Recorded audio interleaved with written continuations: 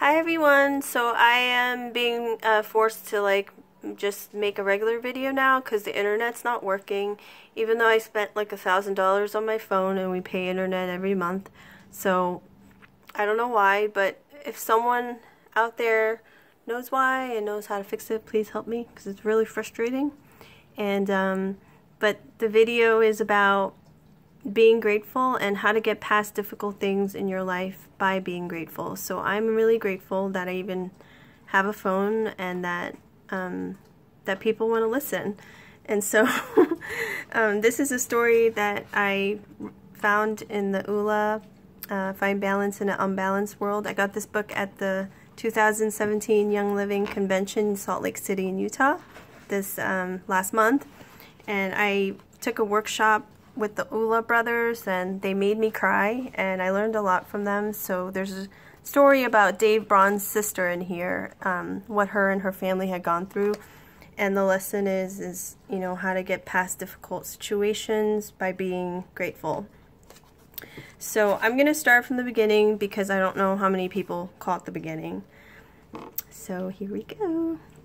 As the wind turned crisp and the colors in the landscape began to change, I could feel the outside air trying to find refuge inside the comfort of our aging farmhouse. Late summer is always a magical time on our farm, and I remember one of those days with complete clarity. Our family was huddled around the table enjoying our traditional Sunday pizza night, a time full of smiles, pepperoni, and one-liners. As I watched this simple family moment, I leaned over to my husband and said, "How can our life get any better than this? We are truly blessed." We have 4 healthy children, I thought. We're financially stable, and we're finally pursuing our dream of restoring this old farmhouse into a family home, something we've talked about since we got married 20 years ago. As with many dinner tables in late summer, the conversation turned to football. When you're from a very small town in middle of nowhere America, the Friday nights of high school football, surrounding communities, pitting communities against one another, but pull local families together. It's not just a game, it's a way of life, and this was my son Jared's year to shine. The coach in the community reminisced about his impressive rookie season the previous year and anticipated seeing him run more yards and score more touchdowns in the upcoming season. Jared bought into all the hype because, well, he's Jared. He was confident, tall, strong, and full of energy. Not only did he have the words to inspire his teammates, he had the skills to back up those words. But 4 days after that family pizza night, 4 days after I declared to my husband that our life was perfect, I got the call. We're all just one phone call from our knees, I thought. As I hung up the phone, this was the call that did it. As the doctor explained, your son's test came back and that back pain he's been experiencing is due to a rare form of bone cancer. Her son Jared is 17 at this time. That phone call changed our family forever. Suddenly, Jared wasn't on a football field fighting for extra yardage.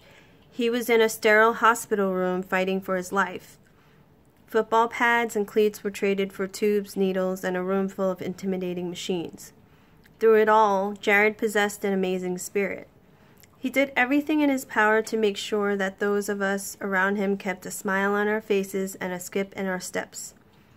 To give you a glimpse into Jared's heart, when a curious 4-year-old at school asked him about the scars on his hip, Jared replied, "Shark attack," then grinned as the kid's expression changed from freaked to impressed. Jared's resilience and determination was inspiring. Even though he was told he'd never walk normally without some form of assistance. The year after his surgery, Jared went on to win the dance-off contest at his high school dance. Cancer may be in him, but he would not let it define him, I thought. But after 2 years of countless rounds of chemotherapy, extensive surgeries, and multiple alternative therapies, Jared's body was exhausted, and even though his smile endured. On the afternoon of December 8, 2010, as we stared at the same sterile and confining walls of Jared's hospital room, my body felt the fatigue of emotions that had been running through it for months. I always did my very best to stay strong for Jared and shed my tears in private. but this particular day was different. I couldn't contain the overload of emotions. Nothing could hold them back. In a random moment, I cried uncontrollably. I moved to the bathroom to hide my outburst, and as I looked in the mirror, I can still remember the smell of bleach. Jared asked his dad, "Why is she crying? Mom, come out here," he said. Tapping the bed with his hand, he invited me with his irresistible smile to sit beside him.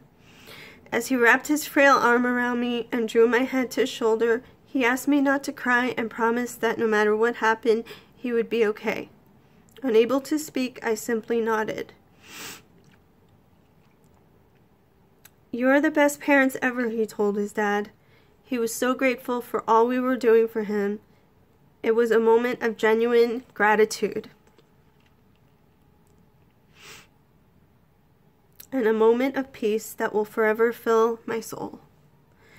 As the day wore on, Jared's condition worsened. I remember the feeling of comfort as we held hands, my rosary intertwined in Jared's weakening grip. His dad held his other hand, and we prayed, asking for an enormous miracle to flow into the hospital room, and called Jared to sit up with a huge smile on his face, hoping he would jump out of bed and get on with the life he always dreamed about. Why shouldn't this happen, I thought. Throughout his life, Jared had always figured out a way to be on top of his game, a way to win no matter the obstacle or the opponent. Then it happened. Jared took one more earthly breath. Then pure stillness and peace came over him. It felt as though his dad and I were walking hand in hand with him through the gates of heaven, until he sensed God's love and let go. As he had just told us, Jared was okay. He was pain-free, full of happiness, and living in the arms of Jesus. His dad and I are blessed to have been there when he received the highest trophy given to mankind: eternal love, peace, and gratitude. In the days that followed, as I tried to comprehend what had happened, I would find myself sitting on the floor of Jared's room, going through his things in an attempt to feel closer to him.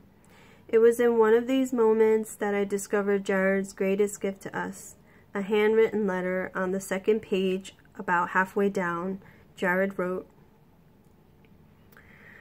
"This is so sad." Jared wrote, "I'm grateful that God chose me for cancer and not my mom or dad.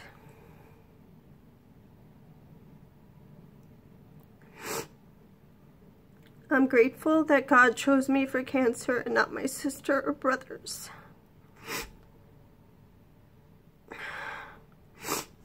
It's so hard not to cry through this. I'm grateful that God chose me for cancer and not my cousins, aunts, or uncles. I'm grateful that God chose me for cancer and not my friends." The last sentence read, "I am grateful that God chose me for cancer so I could teach others how to be strong. Jared." Now, as I look back at my life as a mother, I'm filled with blessings and grace. I can honestly say that my body and my spirit are filled with happiness. My smile is now genuine and my heart is content.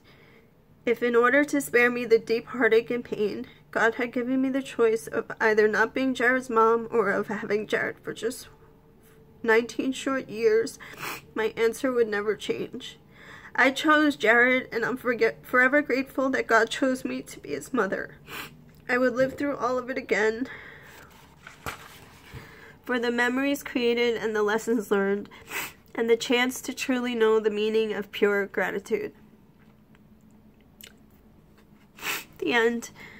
The poignant story from the Oola Seeker sister Danette confirms what we've learned about the power of gratitude in our lives.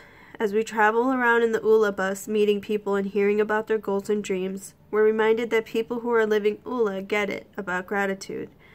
They're high on life, wearing sincere smiles, having found gratitude in all things.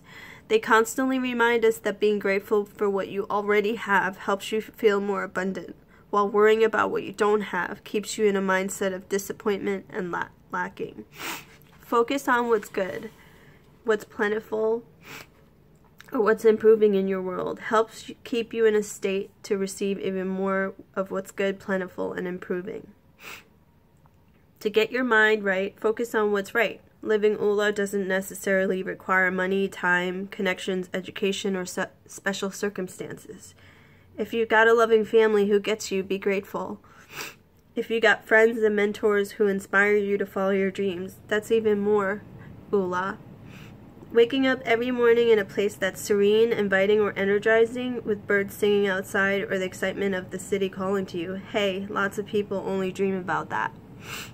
Then there are your unique talents or your kids who remind you to play full out and love unconditionally. And don't forget you've got opportunities to start a business, move to a different city, start a charity, go back to school, or anything else you want to do. These are all things to be grateful for. Of course, one thing that most of us can be grateful for is our health and vitality, enabling us to enjoy activities that we simply couldn't enjoy if we were unwell, depressed, or mentally depleted. So how can you live more fully by inviting more gratitude into your life? Here are 3 things you can do today. Practice gratitude every day. While some days are meant to be celebrated, others simply have to be endured. But in all days, regardless of what happens, be grateful in all things. To help you stay in a state of gratitude, we recommend that you start writing in a gratitude journal. It's not something other people will read, it's just for you. We've been keeping ours for years. Every evening, as you end your day, jot down these things you are grateful for, whether it's something you have now or something that showed up for you that day. It may even be something that felt bad in the moment, but that's wrapped in a lesson and may be leading to your Oola life. While your gratitude list may include the same stuff for a while, in time this will change and new things will enter your life and your dreams come true, only to be replaced with new dreams and goals for the future. So thank you for listening. I'm really grateful for things in my life. I'm grateful for God, who's always with me. And I'm grateful for my husband, David. And I'm grateful for being able to live in this beautiful town called Clinton. And I'm so grateful for the community that Young Living has blessed me with, and all of you who always support me.